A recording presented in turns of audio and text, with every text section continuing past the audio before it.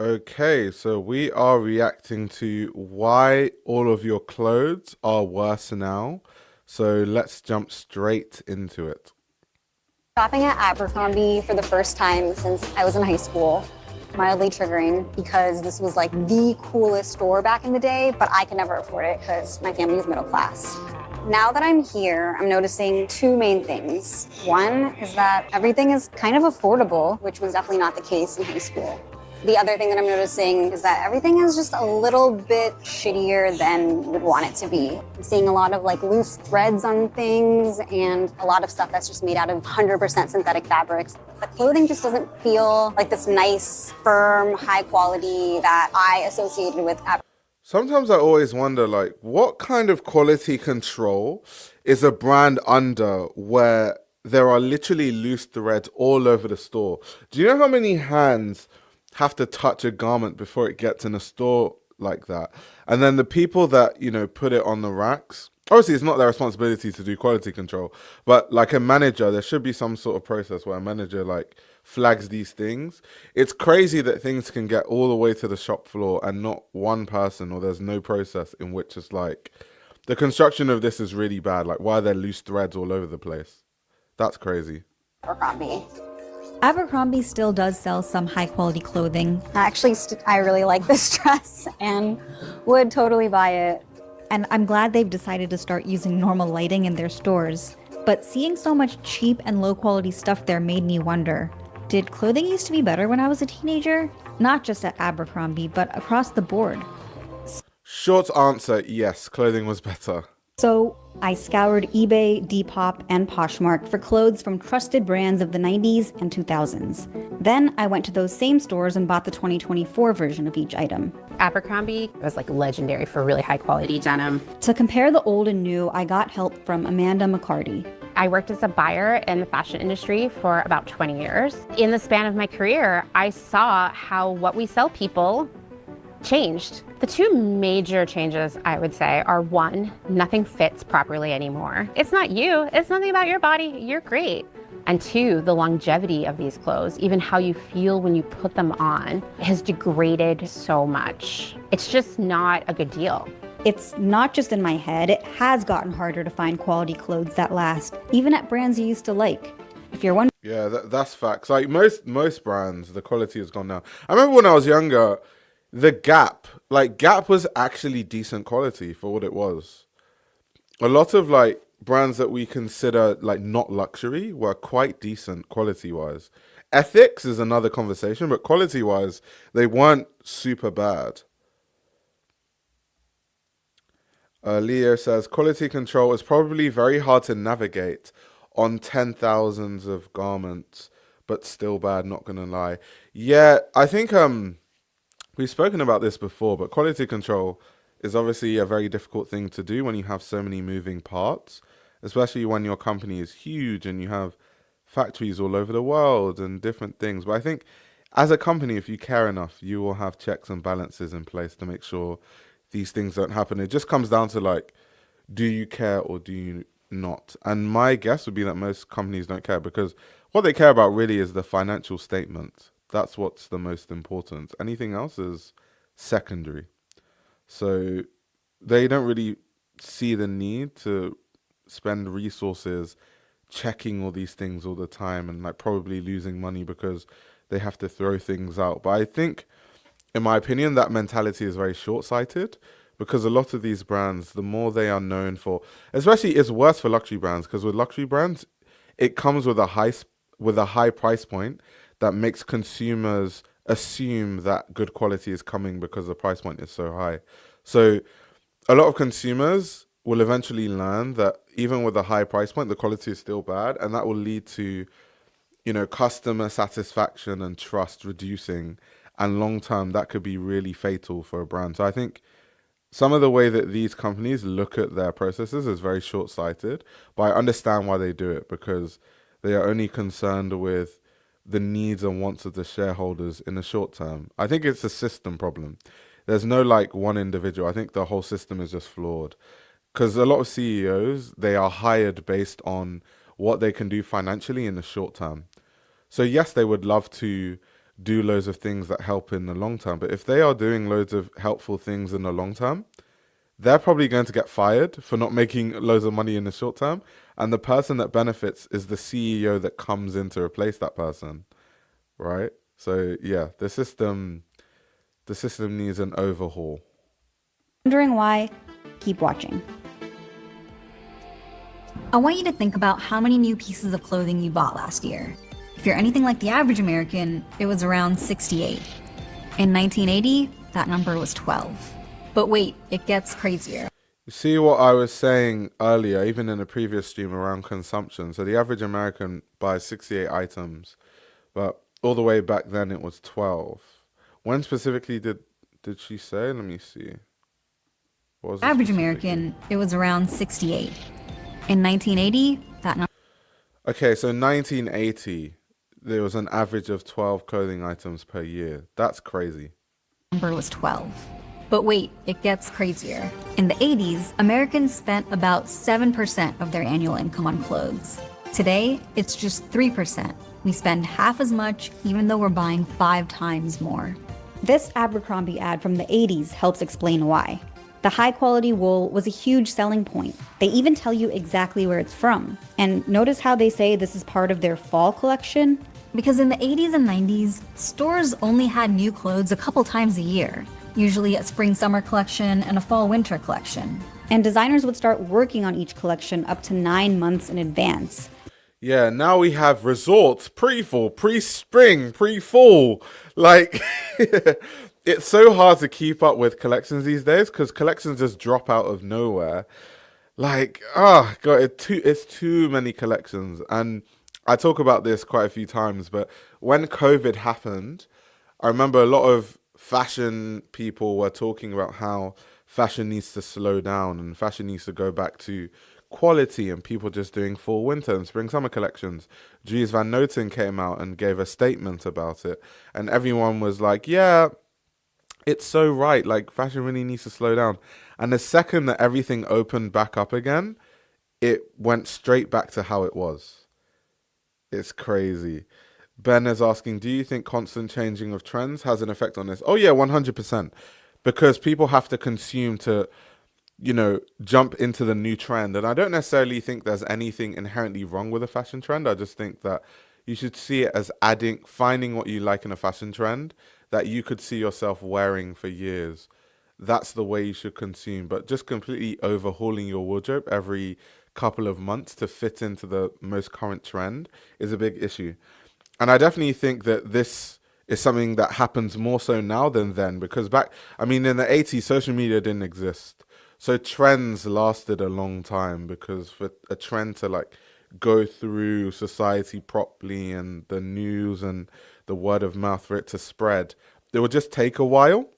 So even if people were doing what we do now, when I say we, I just mean collectively, where people just consume into the latest trend, it wouldn't have been to the same extent. And we've seen that by the stats, 12 garments per year. So yeah, it's sad. Because clothing production takes a lot of work. They had to think of hundreds of unique designs and whittle them down to the dozen or so best ones, send the designs to the factory, go back and forth with them for months to create a prototype, choose the best fabric, the right embellishments, and figure out the proportions for different sizes. After all that, they'd place a massive order with the factory and then just pray the design would sell. It was kind of like a game of chance. You'd place 2 huge bets per year, and if your styles flopped, you'd be stuck with a whole bunch of clothes you'd have to sell at a discount or just throw away. That risk is... Yeah, that's what happens with a lot of brands. I've talked about how I've worked at some brands where this has happened, right? Because it's kind of true. The business model is kind of risky because you make a collection and you're kind of just hoping that it sells. You don't really know if it's going to sell or not, which is why a lot of companies now, they do see now, buy now. So buyers can come, pick what they like. If they don't necessarily like those pieces, then those things just won't go into production. But before then, it used to be very much like we produce the things. Hopefully we find people that can buy this stuff. And if not, we are just stuck with this immense amount of inventory. And we probably now have to sell this to TK or TJ Maxx or, you know, it has to go to Walmart. That's how you see luxury garments at Walmart, for people that were wondering. So it is kind of risky, but I do think that the opposite, the direction we've gone in, where you have Zara and Shein, and I'm sure they'll talk about it in this video, where they have these processes where they kind of spit feed a collection and see what the response is, and they have all these computers and AI that determines what's selling well, and then based on what's selling, they then start producing more. So yeah, it's very, very interesting. Also, Bruno, thank you very much for the super chat. Hi, Ayo. Any opinion on ERD in general and its quality, to stay on topic? So from a like design philosophy perspective, I don't think I'm well read on ERD to know what my opinion really is on like what the ideas of the brand are. However, from my little experience with the brand, I have friends that own a few pieces from ERD, and it's decent. It's decent from what I've seen. But I'd say that my experience with the brand is really limited. So yeah. This is why so much care and thoughtfulness went into making each piece of clothing, and why you could expect quality at every price point, even discount stores like Sears or JCPenney. Just look at the way JCPenney advertised their suits in this ad from the 80s. Two-piece suits that are expertly tailored, classically designed, and have an elegant touch. They're not selling you on the price or the trendiness, but on the craftsmanship and design.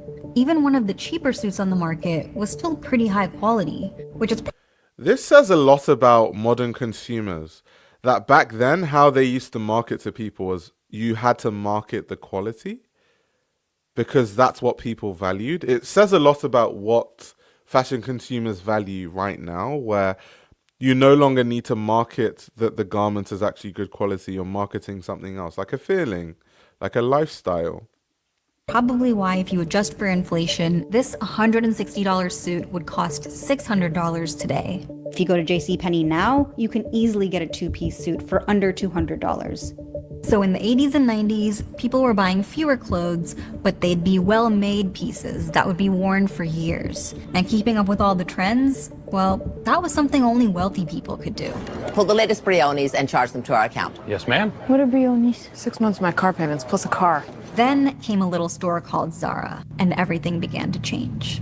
The New York Times coined the term fast fashion in this 1989 article about the first US store of Zara. The latest trend is what we're after, a Zara executive told the Times. It takes 15 days between a new idea and getting it into the stores. Remember, that took most stores 9 months. How did Zara do it in 15 days? By streamlining this part of the production process with something called greige goods. Rather than manufacturing overseas, Zara built their own high-tech factories in Spain, all connected to headquarters by an underground monorail. There, robots working around the clock cut and dye fabrics to create unfinished, uncolored pieces that can be turned into any garment. Once a design is created, Zara can send those greige goods to their network of small shops in nearby regions, where they're transformed into finished dresses, trousers, and tops. Instead of huge... So let's pause. So there are positives and negatives to this kind of production system. So the positive, like I said, is when you produce in this way, it reduces waste, because you are basically trying to match the demand for a product as that demand exists. And so you're really using this AI to determine what consumers and customers are actually purchasing. And then essentially those robots and AI then produce those things. So I like the business model of it because it reduces waste. What I don't like, and what they probably won't mention in this video, is that's good, but then how are these clothes actually made though? That's the issue. And that goes back into what I always say about the fabrics. Everything is about speed, because the thing about this process is you want to meet the demand. Immediately the demand is there, because as the demand starts reducing, then you start reducing the production of those garments. So you cannot miss the boat. So once you see demand spiking for a garment, these processes have to streamline and accelerate to make sure that you can meet the demand. And how do you accelerate and meet the demand? By processing clothing as quickly as possible. What does that mean? Instead of air drying things for days like you should, They smash it in loads of heat to dry things and damage the fibers. Instead of slow dyeing, where the dyes actually get into the garments properly and they don't start leaking everywhere, they have to dye these garments quickly because they're trying to get these things to market as fast as possible. So I think the perfect production model would be using AI to drip feed garments slowly as they can see the demand, but kind of it not being as fast as Zara and Shein do it. If it was slightly slower, that would solve the problem of reducing waste, but also making sure that things are still made well. But unfortunately, because this process is really, really rapid, there's no way, it's literally impossible for the clothes to be well made because it requires the clothing to be made very, very quickly. Orders, Zara makes a small batch of each style to start with. The retail stores can then send feedback to headquarters about what's selling and what's not, and they can quickly ramp up production on whatever's popular, restocking within days if needed. It massively reduced the risk that came with clothing production. Instead of losing money on clearance sales or throwing away unsold goods, Zara's styles often sell out quickly. The designers don't have to predict trends a year in advance. They can just respond to fashion trends as they emerge, though sometimes that gets a little sketchy. For example, here's a look from the high fashion designer Celine, from a collection that debuted on the Vogue runway in 2013. This skirt would have retailed for at least $1,000. Correction, it didn't debut on Vogue runway. Vogue runway cover it. Of course, the person making this video is not like a fashion person, but it didn't debut on Vogue runway. It debuted on the runway itself. But yeah, let's continue. And here's a very similar looking skirt selling on Zara's website for just $80. According to the Wayback Machine, Zara had this skirt for sale by August, which would have been just a few weeks after Celine's version landed in boutiques.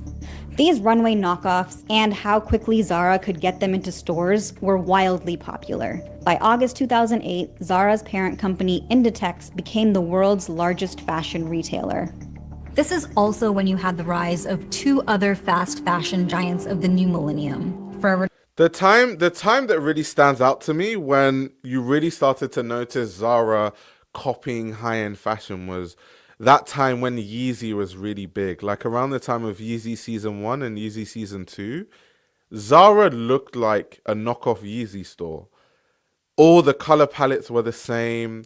The silhouettes were the same. It was actually quite crazy. Even the footwear, they were making their cheaper versions of the footwear. It was literally like a knockoff Yeezy store for a while. And that's when people started to realize that, yeah, like you just needed to wait for Zara to make the cheaper high fashion version. It started to become a thing. 21 and H&M, which pioneered a new way to bring the runway to the masses. They'd partner with luxury designers to make exclusive lines for H&M at affordable prices, starting with Karl Lagerfeld in 2004. God, is it true? Of course it's true. This part of the story... This is interesting. Q says, I used to work at Zara around that time when I was in uni and there was always a line on weekends. Yeah, because back then, I remember Zara pieces really used to sell out. Like, they were so hyped because people really wanted these garments. But to be honest, most of them weren't affordable. So you could just go to Zara and get like the Yeezy versions. It was insane. 2014 to 2017, Zara had a dominating run. That's very, very true. Like, Zara used to do numbers back then. I don't know about now, but yeah. Also, they were talking about the luxury collaborations. The main reason they do luxury collaborations is a lot of these luxury brands want a way for people that can't afford their garments to still have access to their garments. From a business perspective, it doesn't really do anything for fast fashion brands because the quantities that are being sold when they do these high fashion collaborations are really tiny. So it doesn't really move the needle financially for any of the fast fashion companies. They just do it because it kind of helps with branding and it shows that, you know, we associate and align with these luxury brands, so we can't be that bad. Zara could get them into stores were wildly popular. By August 2008, Zara's parent company Inditex became the world's largest fashion retailer. This is also when you had the rise of two other fast fashion giants of the new millennium, Forever 21 and H&M, which pioneered a new way to bring the runway to the masses. They'd partner with luxury designers to make exclusive lines for H&M at affordable prices, starting with Karl Lagerfeld in 2004. God, is it true? Of course it's true. This part of the story, it seems sort of like a win for the 99%. Fast fashion was making it so that anyone could wear runway designs while they were still popular. That was a new thing. Of course, encouraging lots of consumers to buy low-cost clothes that would go out of style. Yep, you can even see, like, look at how long these queues are. That, I definitely remember a time when, like, a lot of these fast fashion brands had their eye on the pulse like that, to where people really wanted to buy these clothes in droves. Consumers to buy low-cost clothes that would go out of style quickly would shockingly have some downsides too, but we'll come back to that. Because we can't give the minds behind Zara and H&M all the credit for the rise of fast fashion. We also have to give some credit to Bill Clinton? No, not because of his sick style.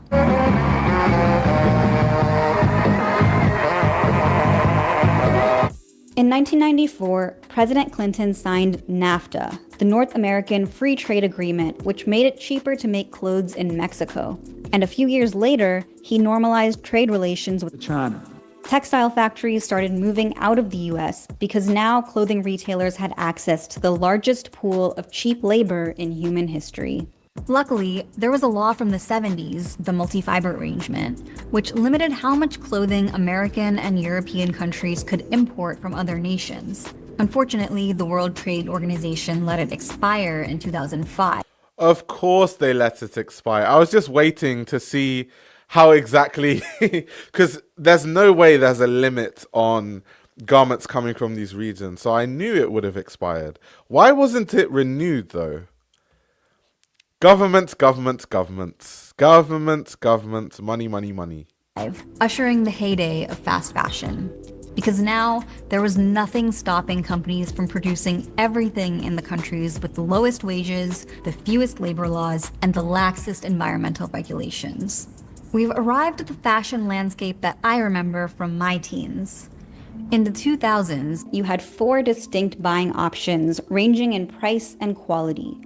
Wait, hold on. Let me see this graph. I want to see how exactly they've divided we've arrived at the fashion landscape that I remember from my teens. In the 2000s, You had 4 distinct buying options. Okay, let's see. So at the top, they've got Gucci, Prada, Louis Vuitton, Dolce & Gabbana, Giorgio Armani, and Versace. That makes sense. Macy's. Wait, Macy's, Neiman Marcus, Nordstrom, Bloomingdale's, JCPenney. Is Macy's viewed the same as Neiman Marcus? I would have put Macy's in the section below, where like Aldo and American Apparel are.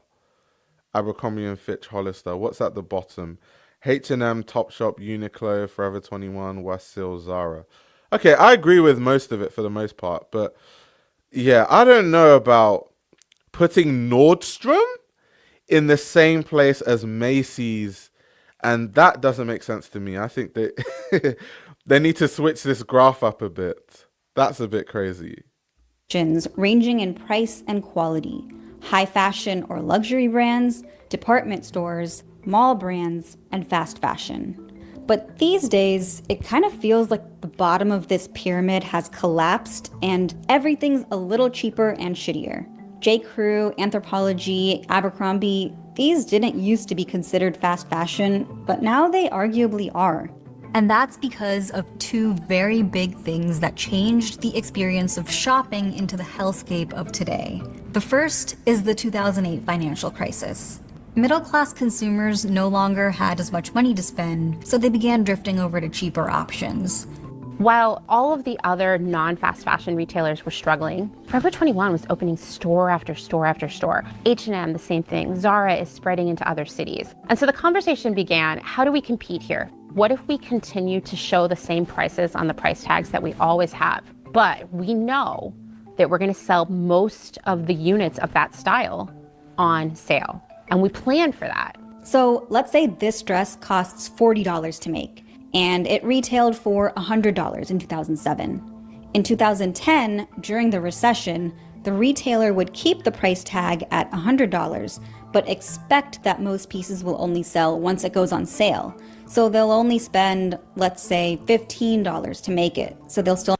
And this is what I tell people, that the business model of a lot of these companies, the only way to continue making money at some point, if you can't increase price, is to reduce the cost. It's normal. And I think there's nothing wrong with that per se, so long as the quality doesn't just get so significantly bad that it's an unrecognizable product, which I think clothing has gotten to that point.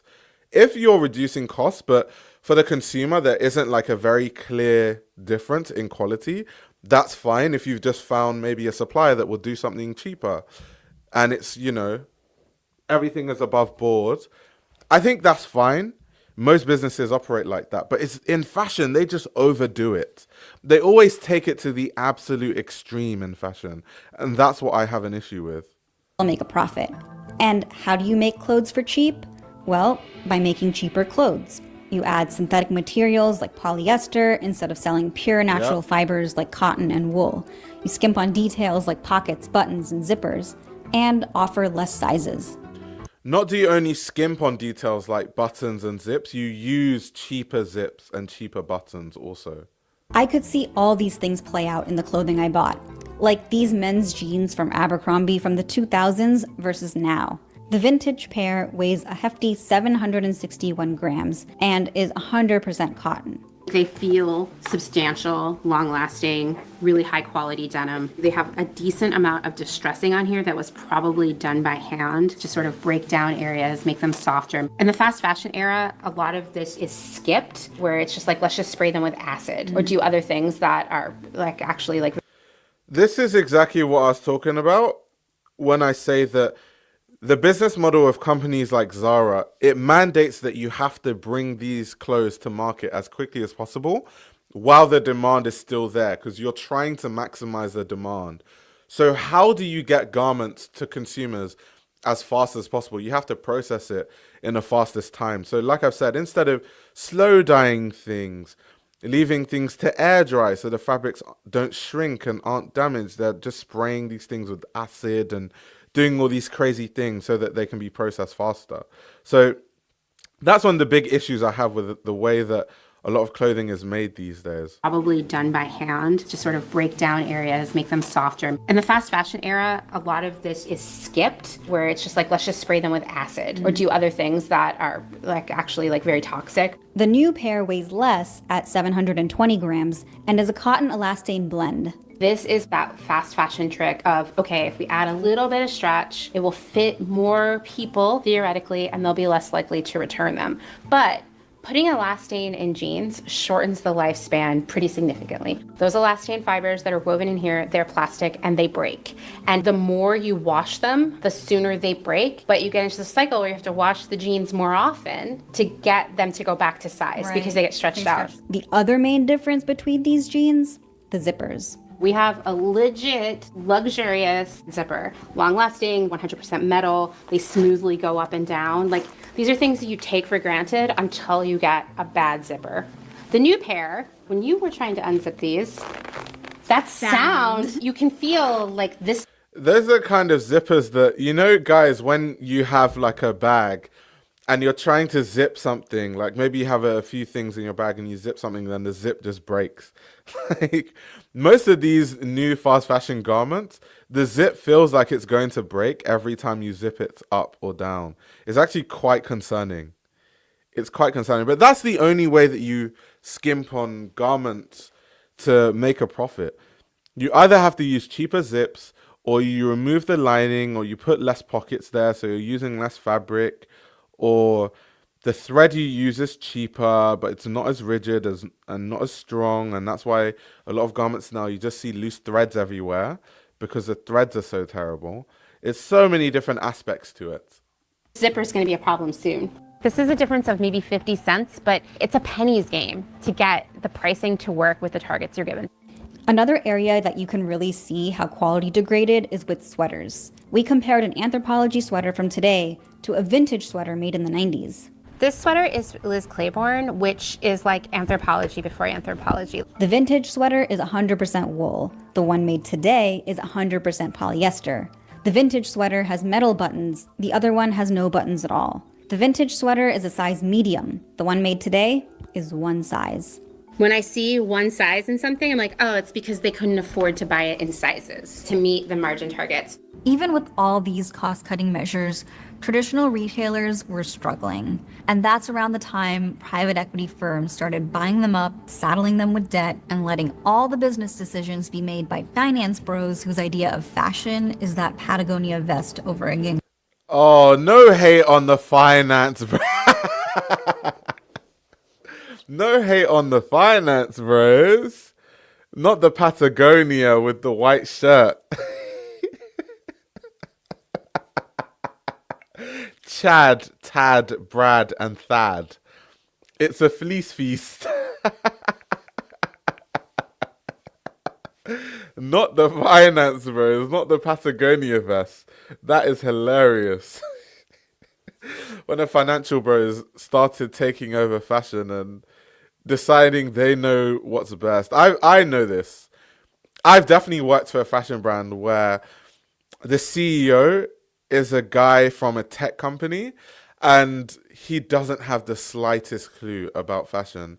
And he was trying to tell us how the marketing campaign should look, and it would have looked like some outdated M&S campaign. That's funny. That's hilarious. Chad, Tad, Brad, and Thad. Shirt.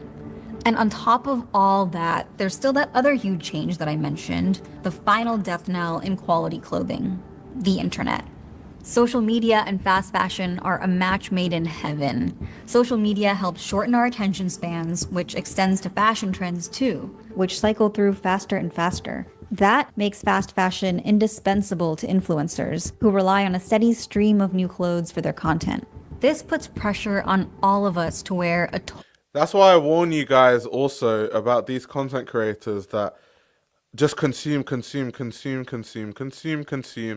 because they get paid by these fast fashion brands to just promote the overconsumption that makes, young people feel like they need to own these things to be accepted. It's part of the problem. Influencers should buy things that they want. There's nothing wrong with buying clothes that you like, but having a different outfit every day, we need to slow down at that point. So yeah, always be wary of those kind of influencers. You have to be wary of those people. Indispensable to influencers who rely on a steady stream of new clothes for their content.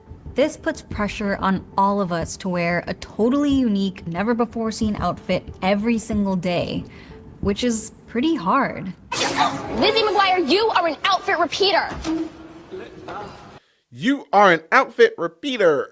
That I still find it so weird that it's actually a thing where people shame people for repeating outfits. It's so silly.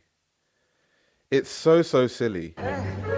I guess now it's time to talk about Shein, Zara's more chaotic little sister, the logical conclusion of fast fashion. Shein is a company that focuses on selling as much hyper trendy, super low quality clothing they can for mind-blowingly cheap prices. Shein raked in close to $10 billion. Also, Leo made a really strong point in the chat. If you watch enough of some of these people's content, you realize they don't know what they like.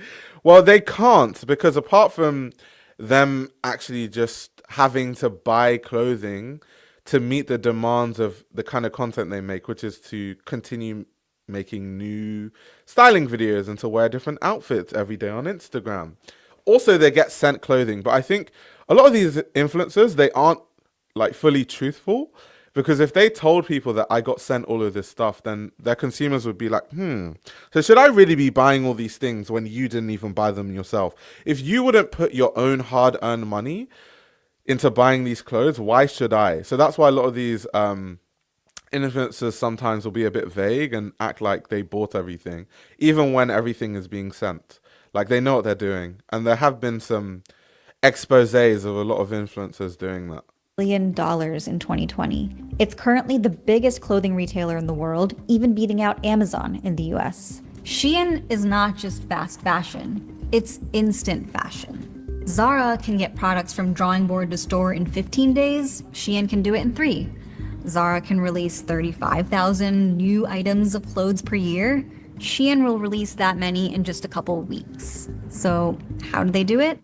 Rather than functioning as a cohesive clothing manufacturer with its own factories like Zara, Shein is more like Amazon, a huge marketplace selling clothes from thousands of independent Chinese factories.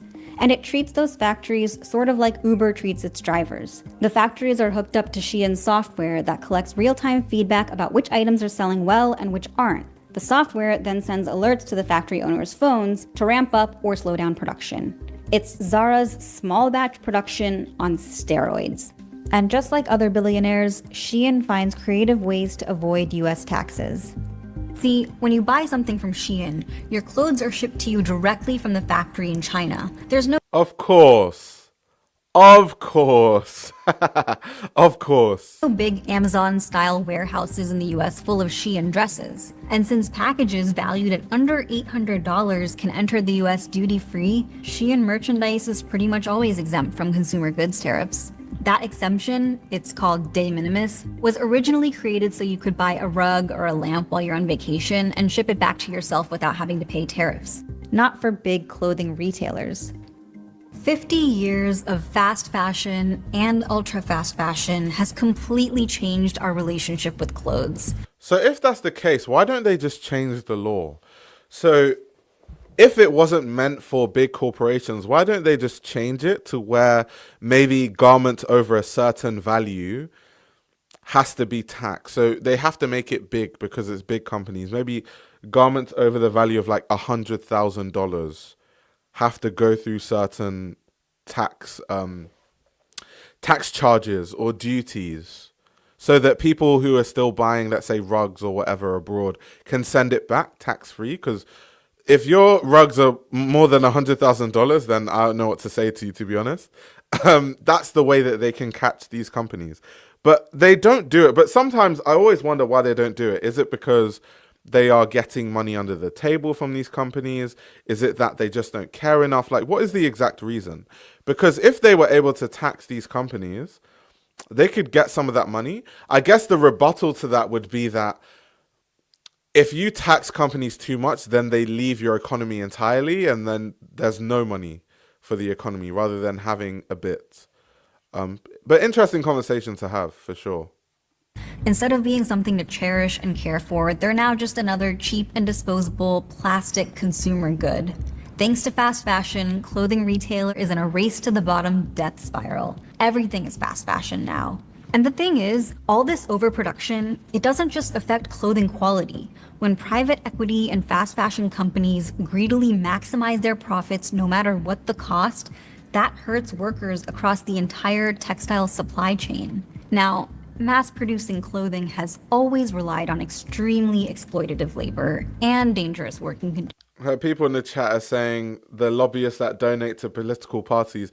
Yeah, that's the thing about, because in the US, with the political system, there are these massive corporations that donate to people's political campaigns, which I've always found a really weird process of doing things, because obviously it means that these people, when they are in power, they're going to be biased to certain industries that paid for their campaigns. They almost have to do the bidding of these corporations. They're like puppets of the corporations that paid for them to even be in that position.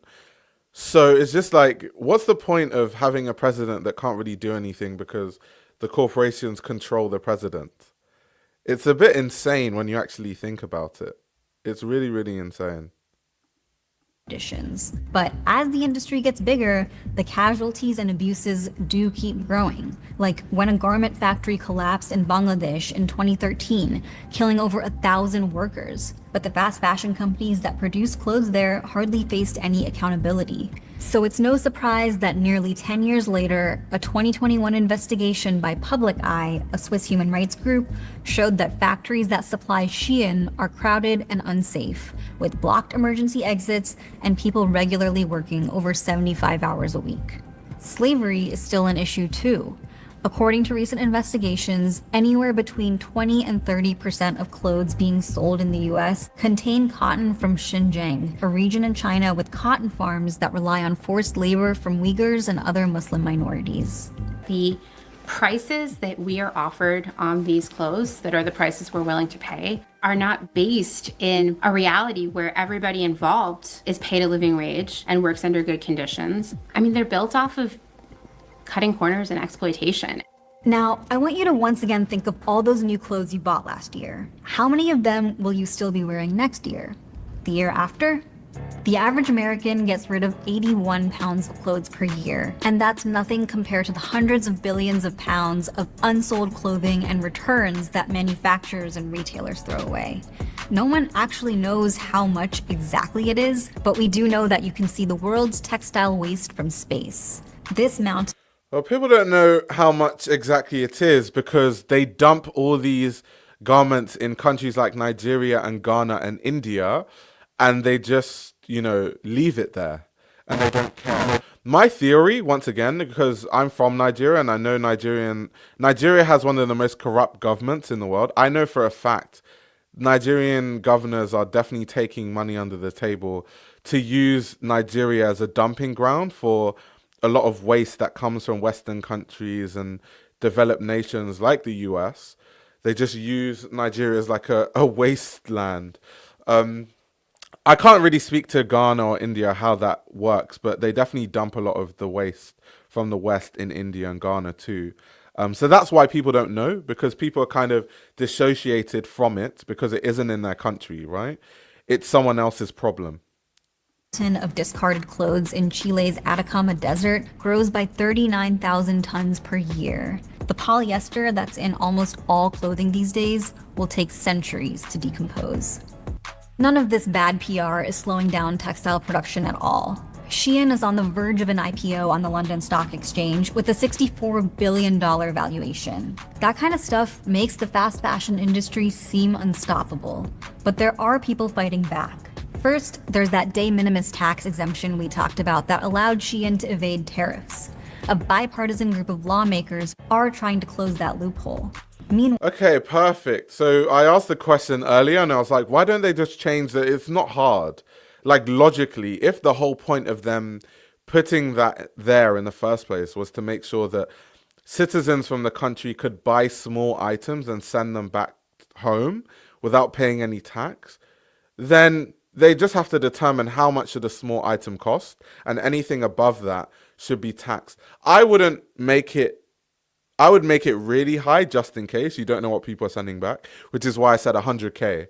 I feel like past 100K, it's either not a small item or it's so expensive you're rich enough to be able to afford the tariffs. If you're buying a rug that costs more than $100,000, you can probably afford whatever tax is coming. So yeah, it's kind of crazy though that people are lobbying for it and the government doesn't just do it because it's logical. It makes a lot of sense. But obviously the lobbying, like we've talked about, and the fact that these corporations, for the most part, control the government because they are the people that put the people in government in place in the first place. So they kind of have to do the bidding of these corporations, which is why I genuinely think that a lot of Western political systems, and this is a total different conversation outside of fashion, but I think the way the systems function is extremely flawed because a government is supposed to be the body that makes sure that everything is above board and holds corporations accountable. But how can you hold a corporation accountable when that corporation is the reason why you're in a position of power? So as an individual that if you do anything that works against these corporations, they can remove you as easily as they put you there. So that means that the whole point of the political system is very flawed, extremely flawed. Meanwhile, New York lawmakers have introduced legislation to create, for the first time, legally binding environmental and labor standards for the industry. And dozens of brands have been investigated for using cotton from Xinjiang, including H&M, Nike, Uniqlo, Burberry, and Shein. But there's still a lot to be done, and the industry is going to fight every... Oof, Burberry, they cannot catch a break. Burberry just does all the bad things, don't they? Like, I talk about this sometimes, but you guys might not know, but there was a scandal that came out in 2018 where Burberry was like seen and found to be burning their bags, clothes and perfume worth millions that they weren't selling because they were protecting their brand, right? So they didn't want any unsold goods to get onto the market to cheapen the value of a lot of their products. So they burnt it. And a company being able to burn products tells you that it cannot cost that much to make. No company is just going to burn and destroy things that is difficult to make and is expensive to make. So it even brings into question that these things are so disposable to these countries that they can literally burn them and destroy them. It says a lot. It says a hell of a lot. Step of the way. Remember when I said Shein's IPO is in London? The reason they're not doing it in New York is because they didn't want to comply with US regulations that would force them to make disclosures about forced labor in their supply chain. They haven't given up though. They're lawyering up and lobbying against those regulations. Fast fashion is the... So there's your answer. They are lawyering up and lobbying against the regulations. And so why this is important is because anytime that a fashion brand, especially these fast fashion brands, say that they're doing a sustainable collection, or they care about sustainability, or they hire some sustainability expert, do not take them seriously. These are the same people that are lobbying against, you know, having to pay a certain tax because they've been exploiting a tax loophole that allows them to exploit workers and to ship clothing at crazy rates and promoting overconsumption. So don't take any of these companies seriously when they say that we care about sustainability. We are doing a recycled collection, recycled garments, upcycling garments. Don't take any of them seriously. Story of unchecked corporate greed in a bargain for lower prices for, well, you. Though, as we've shown, that hasn't actually worked out for consumers. We need lawmakers to continue cracking down on corporations like Shein, because we all deserve clothes that look and feel good, but don't require exploiting workers and destroying the planet just to be affordable. Thanks for watching The Classroom. We're always looking to tell more stories. So yeah, that was a really good video. Very, very telling on where clothing is going. I always wonder, and this is me pondering to myself when I'm just alone, just thinking. I always wonder to myself, are these things reversible? And if we reverse all these things, how exactly will we go around reversing these things? Because I just can't see a world in which things get worse and worse and worse to the point where our clothing is so bad that the second that you put on a garment, the whole thing disintegrates.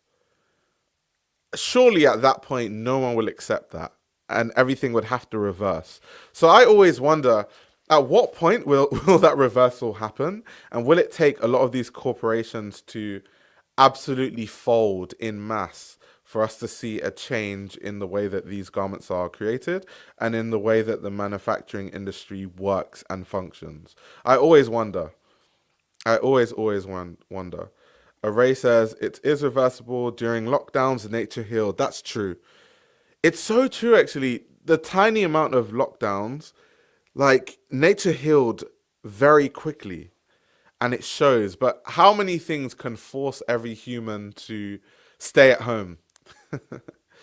Most people don't care about the collective good. They just care about themselves. So they wouldn't be willing to stay at home and just to shut down things while we let the environment heal. They'll be like, I don't care. I want to do whatever I want to do. So there we go. We don't have the answers, Sway. We don't have the answers. So yeah, thank you very much, guys, for coming to my TED Talk about why clothing is going downhill and why the quality of clothing across the board, not just fast fashion, but luxury brands too, is going down. Now, before I go, we're going to do a quick Q&A for, let's say, 15 to 20 minutes. So if you have any fashion questions to ask, definitely throw them my way and we can do that before I disappear into the sunset.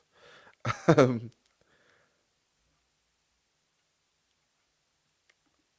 just joined. I did research on this dumping for a class I had. It's £80 per year for everyone in the US. At this point, horrifying. My brand is sustainable. Yeah, £80 per year on average in the US is insane. And obviously, that's the average. So there will be people that, aren't doing that. And then there are probably individuals that are throwing away like £300 per year, which is the scary part. That's really, really scary. Talk quickly about Proenza for Loewe. Yeah, we can talk about that. Let me bring that up quickly. Let's talk about Loewe. Let's talk about Loewe. 1 second. Okay, so an article came out very recently talking about the designers behind Proenza Schouler are potentially going to Loewe because it's been rumored that J.W. Anderson is of course going to Dior, and if he goes to Dior he has to leave Loewe, which would mean that then who is going to Loewe? We've seen many different names being thrown into the mold. We've seen Luke and Lucy Meyer tied with the Loewe job. Those are the designers that design at Jill Sander. Now we are seeing apparently the designers at Proenza are the people that are front runners for the Loewe job. So it should be interesting. I mean, this is starting to feel like the Chanel job, where we are starting to see a lot of rumors here and there, and let's just wait and see. Otherwise, we're gonna start doing tomorrow it's going to be Proenza. The next day it's going to be Luke and Lucy Meyer for Jill Sander. The next day it's this designer. The next day it's that designer. I think let's just wait.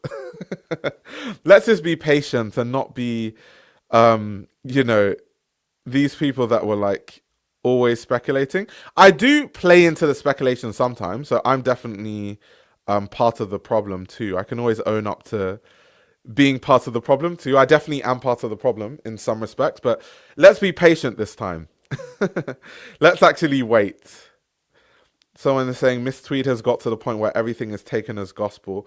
Yeah, I mean, I do think that Miss Tweed is definitely a very reliable source, just not every time. And I mean, no one gets it right 100%. I don't get it right 100%. So I think that's completely fine, but I do think that the recent musical chairs especially, I do think that Miss Tweed has been throwing everything to the wind and seeing what sticks. But I like Miss Tweed. I'm a big fan of Miss Tweed because outside, what Miss Tweed is good for is like luxury and industry insight. So it's not just about this musical chairs thing. I think it's a very, very good and reliable resource for fashion for sure. But yeah, you shouldn't just take every single thing that they say as like, they said this designer is going to this brand, so it must be happening. Sounds like Anna Wintour was billionaire whispering again. Someone said they definitely nailed the Blasé scoop. I mean, did they? Because before they got to talking about Matteo Blasé being at Chanel, and I think they were the first people to report it. It was either them or someone else. But I think it was them or Women's Wear Daily that reported it first, that had the scoop on Matteo Blasé going to Chanel. However, before that scoop, they had thrown a few names to the wind. It was Miss Tweed that was talking about different things about... It's the same Miss Tweed that said John Galliano would definitely be going to Dior and things like that. And now they're saying that J.W. Anderson is going to Dior. You see what I mean? So sometimes they do throw stuff at the wind, but I think there are other things to look at Miss Tweed for other than just that.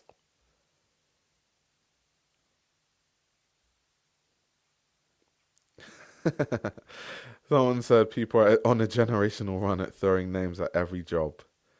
Jeez. Do you think holding companies like LVMH are coming for Savile Row? I think they are next. Yeah, I think a lot of these luxury conglomerates are going and pushing for a monopoly in fashion, period.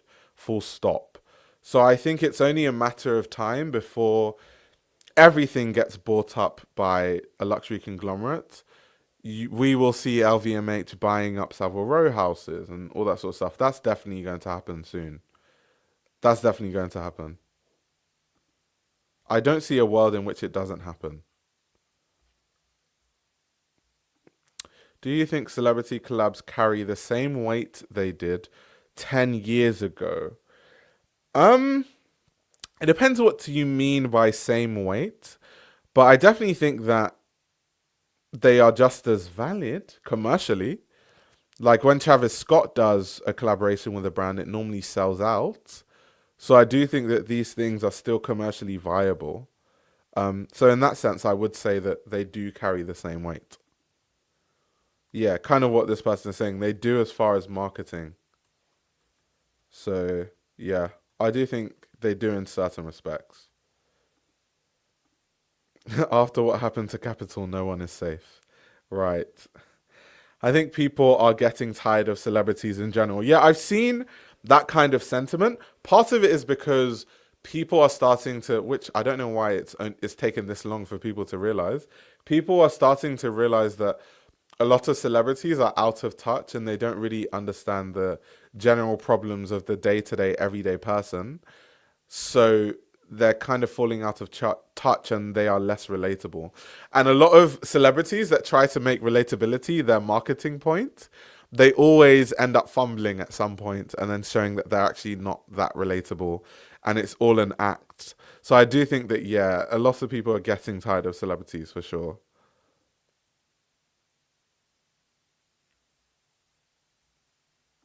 Leo says, I think some brands were just making poor decisions on which celebrities they were banking on.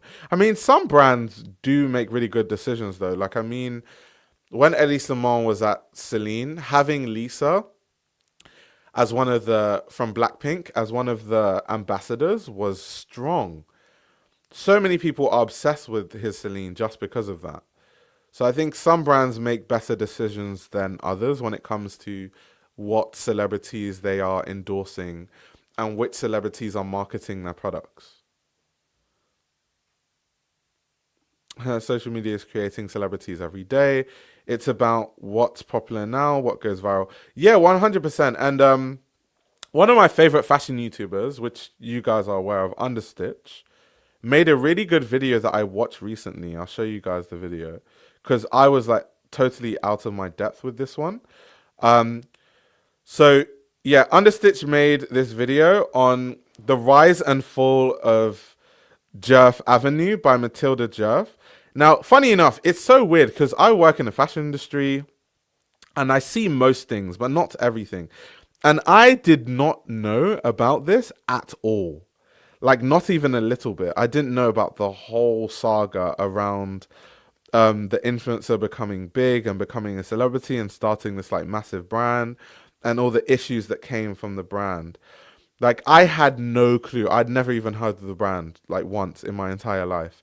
So it was really good to understand, kind of going back to this point of social media creating celebrities and celebrities being built out of that and how that manifests in the fashion industry. I think this is a very good video to watch.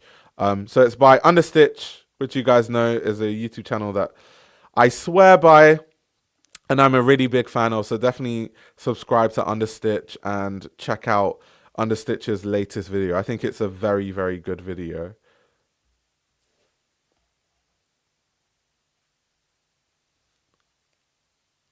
Let's see. What's your opinion on CP Company's general standard of quality? So CP Company historically was about quality.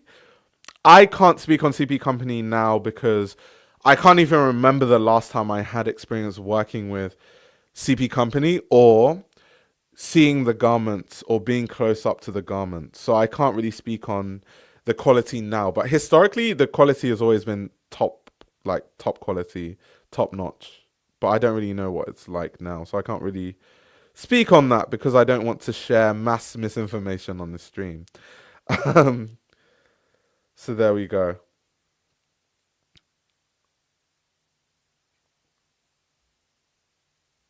Let's see. Tosin says, CP company quality has probably fallen off given how my experiences have been with it, but they aren't bad per se. Yeah, but I know like old Stone Island, I'm a big fan of Stone Island, by the way. Old Stone Island and CP company, the quality is absolutely sensational. Like more higher quality than most like luxury brands, to be honest. Um, and they were like developing fabrics and developing certain dyeing techniques and stuff like that. Like CP Company and Stone Island are brands that I really love. But yeah, recent garments, I don't have too much experience with the recent garments. So I couldn't tell you. I did a project with Stone Island actually like 2 years ago. And when I was working with Stone Island, the quality still seemed to be really good. But a lot can change in 2 years. Like a lot of stuff can change in 2 years. So I can't really tell you, to be honest. They are pushing a Rizzoli book. Oh, that's the recent book that came out. Yeah. I know about that book. Yeah. I know about that. But anyway, guys, any more fashion questions before I take my leave? Any more?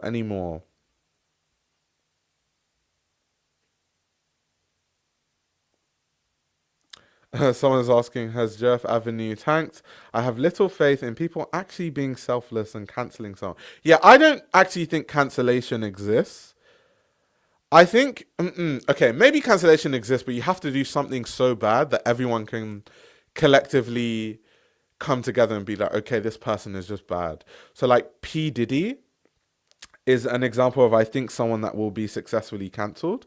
The same way that I think R. Kelly was successfully cancelled, or like Jeffrey Epstein. I think you have to be like so heinous that everyone, regardless of where you sit morally, can come together and be like, okay, we need to remove this person from just society in general, right? But I think for the most part, most things that people do, there will always be apologists for it, or people that are like, it's not even that bad though, and like all those kind of things. So it's very hard to cancel someone because of that. Someone's asking me, will I be attending Fashion Week? Maybe. I mean, I have a lot of invites, but I don't, because I, contrary to popular belief, I actually have a job. So it really depends on what work I'm doing outside of Fashion Week and if I can fit Fashion Week into that. Because I used to work Fashion Week as a journalist. Like I used to be a writer and cover things. Like I've worked for Vogue Runway and I've written for GQ and stuff. But I stopped doing it because journalists don't get paid a lot to write articles.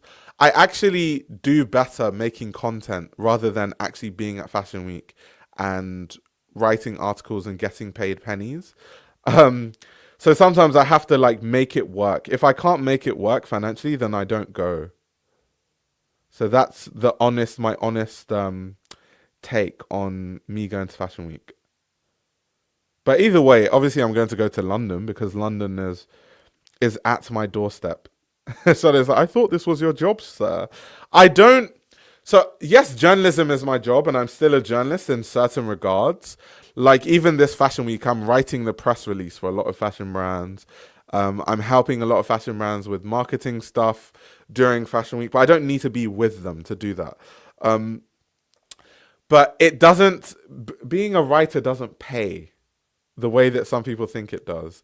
So I make more money working on marketing strategy with brands and doing stuff like that rather than just doing writing. But I do like writing though. I'm passionate about it. So I have to find a balance between being able to survive and pay my bills and eat food and then following my passion, if that makes sense. And I'm not the kind of person that would put myself in debt for lifestyle. Like I'm not going to,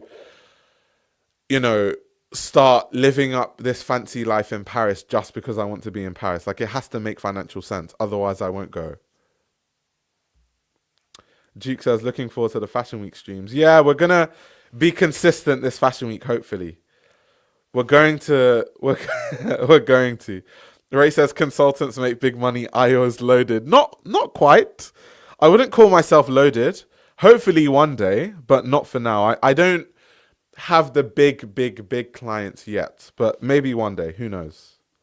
Who knows? I probably won't because I critique a lot of these companies too often. They're like, you want to work with us? Weren't you the person critiquing our labor laws, our labor practices? Now all of a sudden you want our money.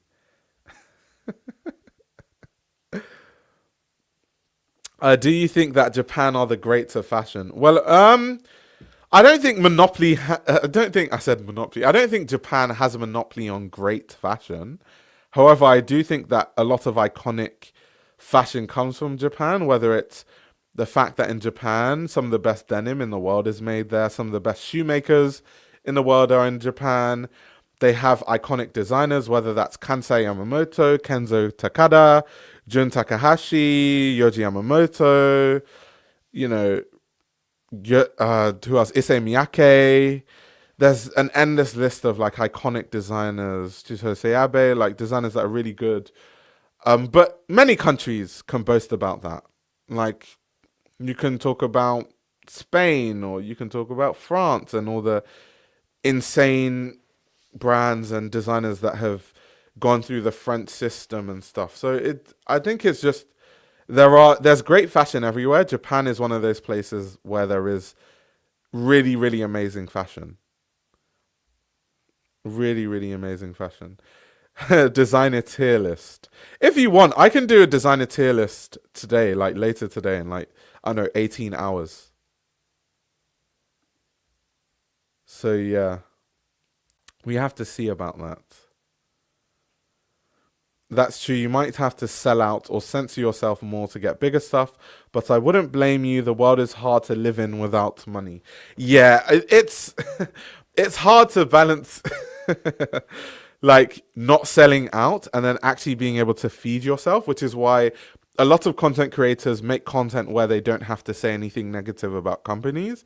Me personally, I can't live my life like that because I'm a bit jaded.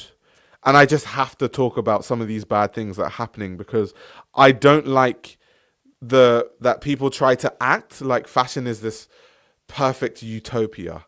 Like fashion isn't a perfect utopia. Like you see people at Fashion Week seemingly living amazing lives. And I mean, I've gone to Fashion Week enough times to know that a lot of people are there spending money on their credit card, putting themselves in a level of debt that they won't be able to pay back in hopes that by some miracle, when they're at Fashion Week, some miracle will happen and they'll get a job at a fashion house or they'll meet some like famous person that will be like, you're interesting, let me hire you.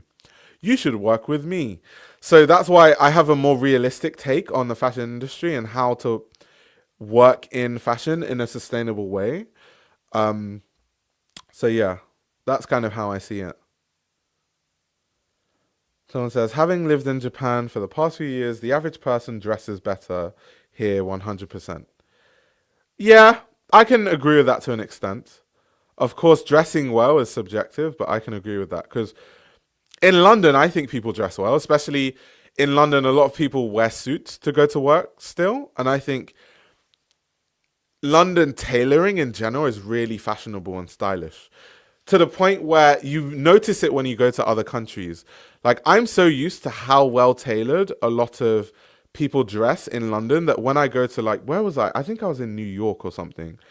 And the suits in New York that the average person wears in New York, they are really bad.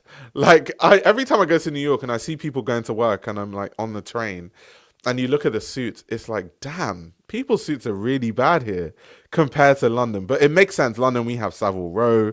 We have all sorts of things, right? There's a whole tailoring market and realm in London that doesn't exist in many other places. So yeah, that's why I'm saying that, you know, people being stylish is very subjective. Most people have the perfect body to wear most clothes in Japan. That's true. That's true in a sense. Do we really have to pay taxes to the royal family?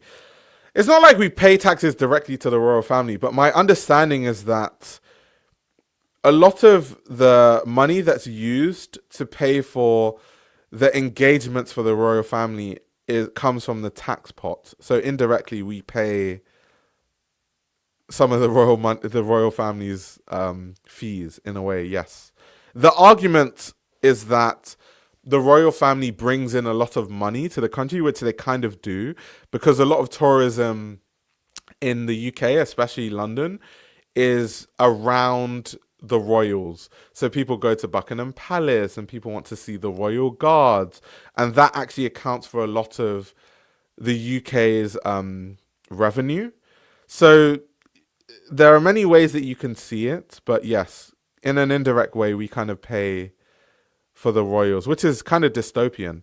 The upper class making the peasants pay for their fees. It's kind of crazy. Like nothing has changed since like the 1800s.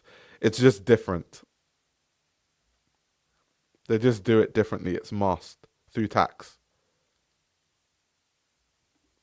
Maria Rodriguez says, I'm trying to know more about African designers. I know you mentioned some Nigerian designers, but where do you look for interesting upcoming designers on/from the continent? Okay, so I will hold my hands up and say that even I need to educate myself more about fashion in Africa. Of course, I'm very aware of fashion in Nigeria because I half live there. So I'm very involved in the fashion scene in Nigeria. But outside of Nigeria, there are obviously countries. I think that the best fashion industry in Africa exists in South Africa. I think South Africa has the biggest number of prominent designers. They also have the best infrastructure. They have some of the best fashion schools in Africa. So I would say South Africa is definitely somewhere to look. But across the board, I see really interesting designers from Ghana, from Nigeria, from Cameroon, from South Africa, from a lot of places. A lot of places. But I would say the most prominent fashion industry in Africa is definitely in South Africa, for sure. For sure. Like South Africa even has the industry on lock. South Africa is one of the biggest exporters of merino wool. They have a lot of merino wool farms there. And so there are a lot of factories in South Africa. And if you guys watch my documentary that I did in South Africa, I actually went to a factory called Vuya, which specializes in knitwear, which makes sense because those are a lot of the fabrics that South Africans have ready to make things like knitwear. So they specialize a lot in knitwear. There are a lot of really good knitwear designers in South Africa for that reason.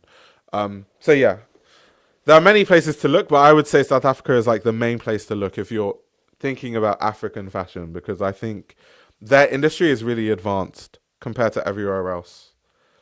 This is also true. The art scene is popping.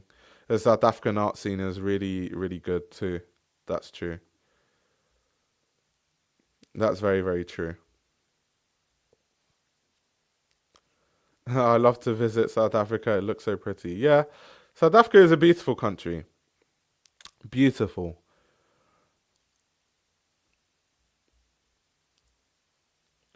Let's see. So does British tailoring only apply to suits? I'm new to fashion design and want to do women's wear and gain skills, but how would learning to do British tailoring be relevant to who isn't a businessman? So it's more, British tailoring informs the way people learn about fashion design. So like if you do an internship on Savile Row, which a lot of people I know, a lot of designers I know have interned at Savile Row houses and brands, then it informs the way that you think about patterns and the way that you think about sculpting garments around someone's body. And so even if you're not making suits, even if you make dresses with those skills in mind. You make, I don't know, t-shirts with those skills in mind. So it doesn't only apply to, businessmen and finance bros wearing their nice suits going to work. It starts to inform and be the standard for the way that clothing is made across the board in general. So no, it's not just about guys wearing suits. What's the documentary name of your South African fashion? Okay, I'll put it on the screen. Give me 1 second. Because you actually have to have a YouTube account to watch it. Because I did it. Let me just see if I can find this. 1 second. Because I did it in collaboration with a company. So I worked with a production company to make the documentary. And so it was sponsored by Vuse, which is like the vaping company. So because I think their product is like 18 plus, or even might even be like 25 plus in some instances. So that's probably why you can't just find it, or it's not a video that will be easily recommended. Let me just pull this up. 1 second. I actually also, if you go on my channel and you look at playlists, I actually have a playlist. One of them is called documentaries and short films, and I have some of those documentaries there. So yeah, that's where you can find it. My dad worked in South Africa before apartheid. Through it and a few years after, we had loads of stuff from there. Amazing. All lost in Hurricane Katrina. Oh, damn, that's really sad. Sorry to hear that, by the way. So sorry to hear that. Complete random tangent. I recently tried reading the work of art in the age of mechanical reproduction, and I promise you I wasn't understanding shit until the screen actor analogy. No, I love that book. It can be a hard read. When I first read it, I was really young. So my comprehension skills were not as strong as they are now. So I definitely struggled. But it's just making a major point of the fact of kind of like bringing into question what actually is art. And then what is the validity of people reproducing art. And it also exposes people's, like, the fallacy that people have in their minds. Like in the book, they talk about this idea that because access to photography is so easy, a lot of people actually start to think of themselves as good photographers because they have access to being able to take a photo. Whereas less people are likely to say that they are good artists or good painters because most people just can't paint. So the ability to do that and the access to that is really limited.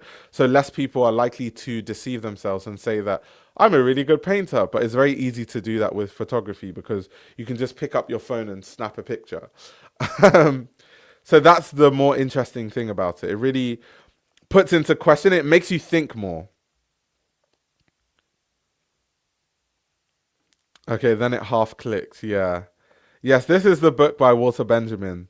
The Work of Art in the Age of Mechanical Reproduction. The small one, the green one.